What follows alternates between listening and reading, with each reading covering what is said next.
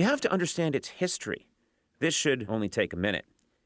By 1300 BC, settlers had created the kingdoms of Israel and Judah, who were conquered by the Babylonians, who were conquered by the Greeks, who were conquered by the Romans, who were conquered by the Byzantines, who were conquered by the Arabs, who were conquered by the Crusaders, who were conquered by the Ottomans, who were conquered by the British, who helped the dream of a Jewish homeland, and were supplanted by Jewish refugees fleeing from Nazis, who were given an insane map for 2 new countries by the United Nations, followed by the declaration of the State of Israel, which led to a war with Arab nations, which led to thousands of refugees, a crisis with Egypt, another war with Arabs, an occupation, terrorism, Yasser Arafat, another war with Arabs, USA to Israel, a settlement policy, a peace treaty, a war with Lebanon, a Palestinian uprising, a proposed peace treaty, an assassination, another Palestinian uprising, another war with Lebanon, more settlements, more terrorism, a separation wall, surging economic growth, negative economic growth, Hamas and the PLA versus Israel, Hamas versus the PLA, Israeli Jews versus American Jews, Israeli Orthodox Jews versus Israeli conservative Jews versus Israeli Reform Jews, Jewish and Arab men against Jewish and Arab women, more settlements, Bar Raffaelli, the Israeli-Gaza conflict, Israel hating Obama, Israel loving Trump, Israelis and Palestinians confused by Jared Kushner, 3 of the holiest sites in the world built on top of each other, plus Druze, Bedouins, Baha'is, and 1 Buddhist.